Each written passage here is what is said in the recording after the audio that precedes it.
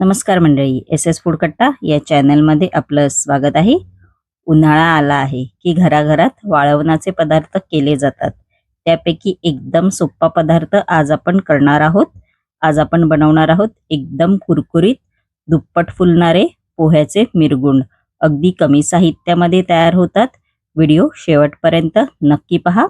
चला तर आपण आता रेसिपीला सुरुवात करायची आहे. इकडे मी बाउल घेतलेला आहे. बाउलमध्ये आपण आता अर्धा किलो पोहे आहेत ते घालायचे आहेत. इकडे तुम्ही कोणता पण पोहा वापरला तरी चालेल, पातळ किंवा जाडे पोहे. इकडे मी 2 कप पोह्यांचा वापर करणार आहे. हे 250 ml चं माप आहे. असे 2 कप मी घेतलेले आहेत. बघू शकता पोहे मी चांगले चाळून घेतलेले आहेत. आपण आता हे थोडे गॅसवरती भाजून घेणार आहोत पोहे. इकडे मी गॅसवरती कढई ठेवलेली आहे. आपण आता हे पोहे आहेत ते या कढईमध्ये असे घालायचे आहेत व मीडियम फ्लेमवर मस्तपैकी असे आपल्याला हे पोहे आहेत ते खरपूस असे भाजून घ्यायचे आहेत. गॅसची फ्लेम इकडे मीडियमच ठेवा व असे भाजून घ्यायचे आहेत पोहे. पोहे चांगले कुरकुरीत झाले पाहिजेत. आपले पोहे बघू शकता तुम्ही भाजून झालेले आहेत. असे पोहे कुरकुरीत झालेले आहेत. आपण आता हे मिक्सरच्या भांड्यामध्ये घालून वाटून घेणार आहोत. इकडे मी मिक्सरचा जार घेतलेला आहे. मिक्सरच्या जारमध्ये आपण जे भाजलेले पोहे आहेत ते घालायचे आहेत. बघू शकता तुम्ही मी 2 बॅचेसमध्ये इकडे लावून घेतलेला आहे. बघू शकता. आणि लगेच असं मिक्सर फिरवायचा नाही. चालू बंद मध्ये हे पोहे आहेत ते मिक्सरला वाटून घ्यायचे आहेत. बघू शकता तुम्ही असे बारीक आपण पावडर झाली पाहिजे. आपण आता ही पोह्यांची पावडर आहे ती अशी चाळून घेणार आहोत. त्यानंतर इकडे मी परात घेतलेली आहे. आपण आता परातीमध्ये अशी चाळण ठेवायची आहे व आपण जे पोह्यांची पावडर मिक्सरला वाटून घेतली होती ती अशी या चाळणीत घालून चाळून घ्यायची आहे. बघू शकता तुम्ही आपली पोह्यांची पावडर आहे ती चाळून झालेली आहे. आपण आता याच्यामध्ये बाकीचे मसाले आहेत ते घालायचे आहेत. एकदम सोपी रेसिपी आहे. 1 चमचा इथे लाल तिखट मसाला आहे तो घेतलेला आहे मी. त्यानंतर 1 चमचा बेडगी मिरची मसाला आहे कलर येण्यासाठी तो घालायचा आहे. त्यानंतर याच्यामध्ये अर्धा चमचा धणा पावडर आहे ती घालायची आहे. हिंग घालायचा आहे 1 चमचा. त्यानंतर चवीनुसार मीठ आहे ते घालायचं आहे. तुम्ही तुमच्या अंदाजे मीठ घाला. मी इकडे 2 चमचे मीठ घातलेलं आहे. आपण आता याच्यामध्ये 1 चमचा पापड खार आहे तो घालायचा आहे व चमच्याच्या साहाय्याने आपण आता हे मिश्रण आहे ते असं मिक्स करायचं आहे. बघू शकता तुम्ही. त्यानंतर हाताच्या साहाय्याने आपण आता हे मिश्रण आहे ते असं मिक्स करून घ्यायचं आहे. आपलं मिश्रण आहे बघू शकता तुम्ही मिक्स करून झालेलं आहे. त्यानंतर इकडे मी एक अशी वाटी घेतलेली आहे. त्या वाटीमध्ये आपण आता हे पोह्याचं मिश्रण आहे ते घालायचं आहे. इकडे अशा माझ्या 2 वाट्या झालेल्या आहेत. मी हे नंतर सांगेन मी का ही वाटी घेतली ते. असं भरून घ्यायचं आहे वाटीमध्ये. आपण आता हे एका बाउलमध्ये काढायचं आहे. बघू शकता तुम्ही इकडे मी बाउल घेतलेला आहे. बाउलमध्ये मी आधीच 1 वाटी घातलेला आहे. आता दुसरी वाटी घातली आहे.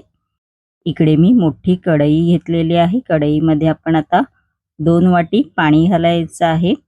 याच्यासाठी मी वाटी घेतलेली आहे. 2 वाटी पोह्याचं मिश्रण व 2 वाटी पाणी असं मी प्रमाण घेतलेलं आहे. आपण आता या पाण्याला चांगली उकळी काढायची आहे. मस्तपैकी अशी पाण्याला उकळी आलेली आहे. आपण आता याच्यामध्ये पोह्याचं मिश्रण आहे ते घालायचं आहे.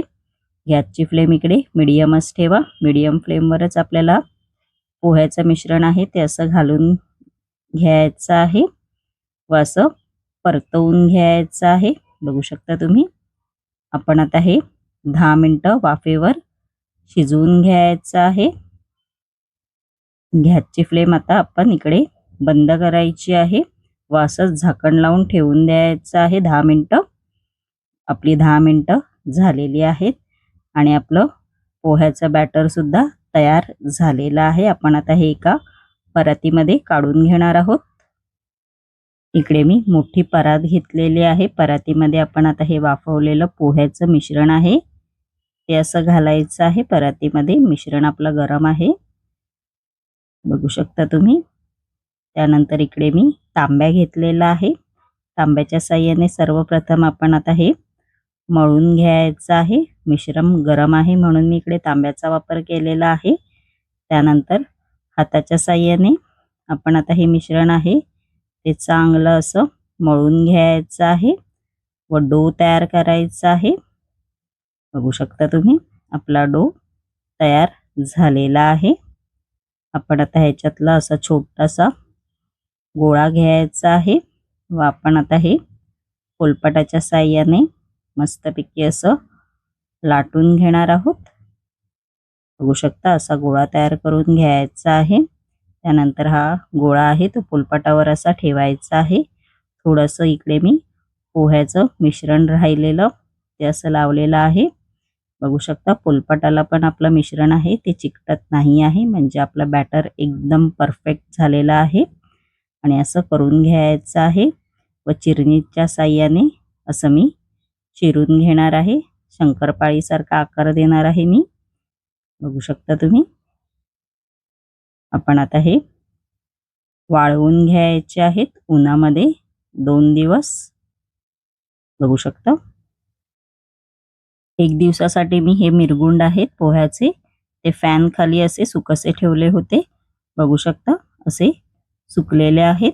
त्यानंतर मी 2 दिवस हे मिरगुंड आहेत ते उन्हामध्ये सुकसे ठेवले होते, बघू शकता. मस्तपैकी असं उन्हामध्ये सुकसे ठेवलेले आहेत आणि आपले मस्तपैकी असे मिरगुंड पण तयार झालेले आहेत, बघू शकता तुम्ही. एकदम असे कडकडीत झालेले आहेत. आपण आता हे मस्तपैकी तेलामध्ये तळून घेणार आहोत. तेल गरम करायला मी आधीच ठेवलं होतं. आपण आता हे पोह्याचे मिरगुंड आहेत ते या तेलामध्ये असे तळायचे आहेत. मस्तपैकी असे दुप्पट फुलून होतात, बघू शकता तुम्ही.